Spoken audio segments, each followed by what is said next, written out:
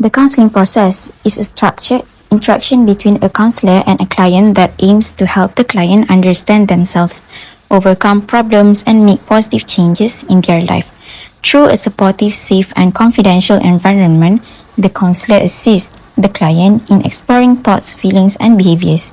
Each stage of the counseling process is designed to build trust, encouraging open communication, and guide the client toward effective problem solving and personal growth.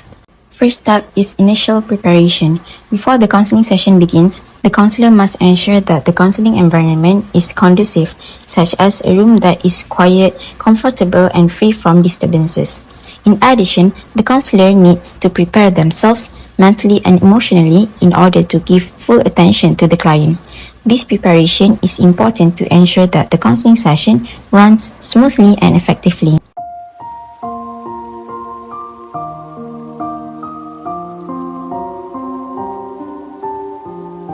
Second step is client acceptance. Client acceptance refers to how the counselor welcomes and treats the client at the beginning of the session. The counselor should demonstrate an open attitude, empathy, and a non-judgmental approach. This approach helps the client feel valued and safe, thereby building a trusting relationship between the counselor and the client. Assalamualaikum, cukup dulu ya. Terima kasih. Selamat datang ke sesi kaunseling pada hari ini dan terima kasih juga lah sebab sudi hadir untuk sesi kaunseling pada hari ini. Saya rasa agak gemetar sikit tapi saya cuba nak tenangkan diri. Okay, sebelum kita mula, saya harap awak berada dalam keadaan yang selesa dan kalau untuk berbual dan berkongsi dengan saya harap awak merasa selesa lah. Kalau ada apa-apa yang awak rasa tak selesa, boleh maklum yang bersama. Okay, terima kasih. Third step is confidentiality ethics.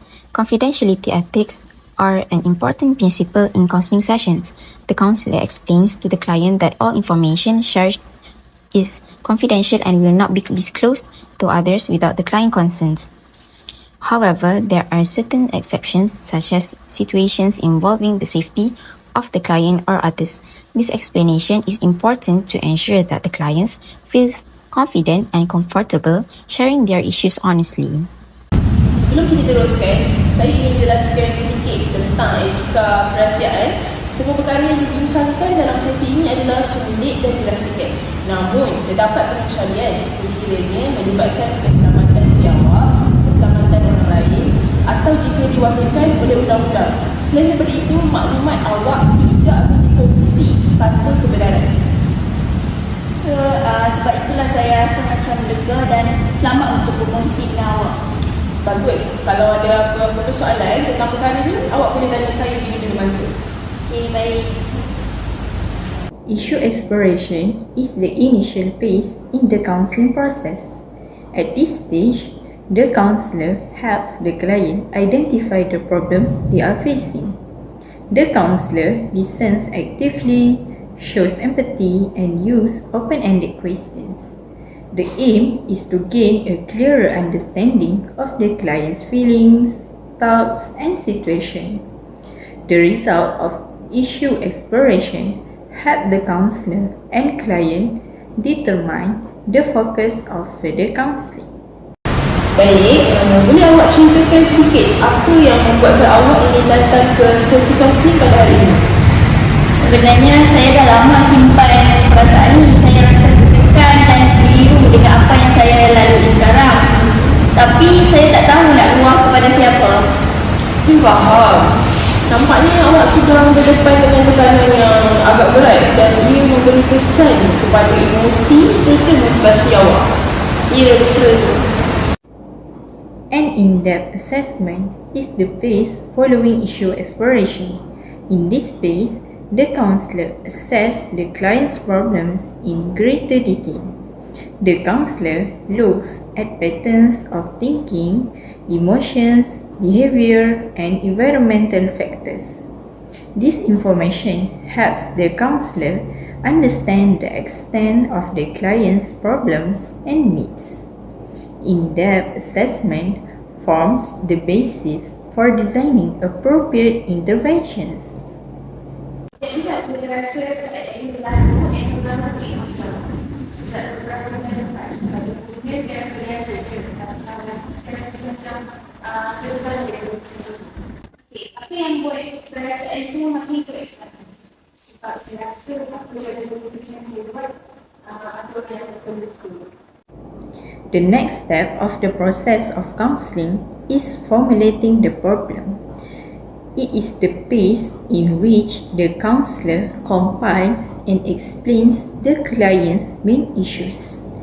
It is based on issue exploration and in-depth assessment. This formulation helps the counselor and client understand the problem more clearly. Formulating the problem serves as a guide for setting counselling goals. Jadi masalah utama kat sini ialah awak rasa terperangkap antara menjaga perasaan orang lain dan menjaga perasaan emosi awak. Betul. Saya rasa bersama dengan diri sendiri.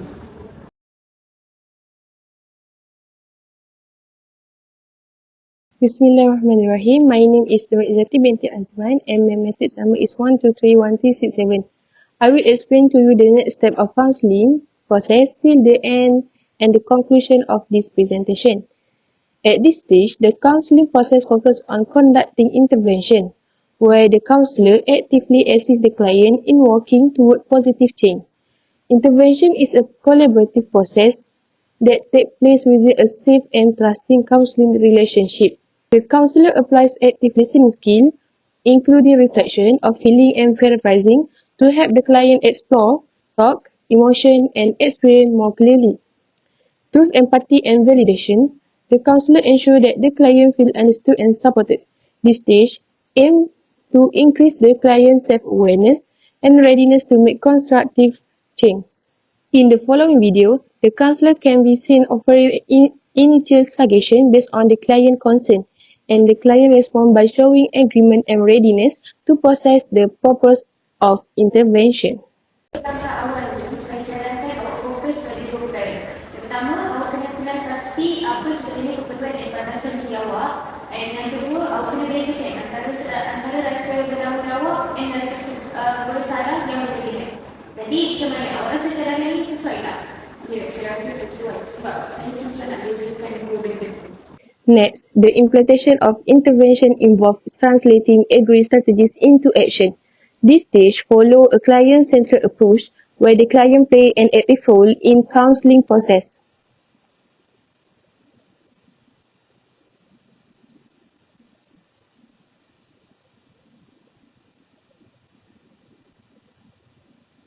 The counselor uses open-ended questions to encourage deeper exploration and problem solving. Minimal encourage are also applied to maintain the client engagement and promote continuous sharing. During this stage, the counselor guides the client while respecting the client's autonomy, supporting the development of coping strategies and resilience. The next video is demonstrate how the counselor explains how to begin in the intervention step by step, why the client actively respond the idea, and share talk about applying them in a real life situation. Okay, baik. Untuk permulaan, saya nak awak senaraikan situasi yang awak rasa tertekan. And tulis apa yang awak rasa serta apa yang awak perlukan dalam situasi tersebut. Jadi, saya rasa ini yang boleh bantu awak untuk faham perasaan awak sendiri juga lebih jelas. Okay, saya rasa saya boleh cuba buat. Mungkin dengan cara ini saya boleh yakin dengan diri saya sendiri. Next process is evaluation of effectiveness in conducting to monitor progress and outcome of the intervention. The counselor and client review change in thought, emotion, and behavior to determine whether the intervention has been beneficial. Through summarizing and constructive feedback, the counselor helps the client reflect on their progress. If the intervention is effective, it will be continued. And however, if the desired outcome are not achieved, the counseling plan will be adjusted to better meet the client needs. In the next video, the counselor evaluates whether the approach has been helpful for the client and discuss whether to continue, modify, and or improve the strategy to better support of client needs. Jadi, latihan ini membantu awak rasa lebih jelas dan tenang. Kita boleh teruskan dan tambah baik mana yang perlu dalam sesi akan datang. Jadi, macam mana perasaan awak bila awak dengar tentang masalah kami? Saya rasa sedikit lega sebab kami saya tahu apa yang perlu saya buat. And the last process is termination. It's the final stage of a counseling process and its conduct when counseling goals have been achieved. During this stage, the counselor provides an overall summary of the counseling journey, highlighting the client progress and accomplishment. Clarification is used to ensure the client fully understands the outcome of the session. Follow-up plan or referral may be discussed as part of aftercare, ensuring continued support and helping the client feel confident and independent after termination. So, the following video shows how the counselor closed the session by giving the client time to apply the solution and arranging the follow-up session to review the client progress. Hari ini kita berhenti di sini dulu. Kita juga ada di depan bank tadi ramai awak yang mencatat apa yang dapat dari rumah.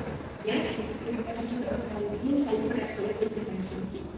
As a conclusion, the counseling process is a systematic and structured process that emphasizes collaboration between the counselor and the client. Each stage of intervention to terminate plays a crucial role in supporting client growth and well-being. The use of essential counseling skills such as active listening, empathy, questioning, summarizing, and give a feedback enhance the effectiveness of the process.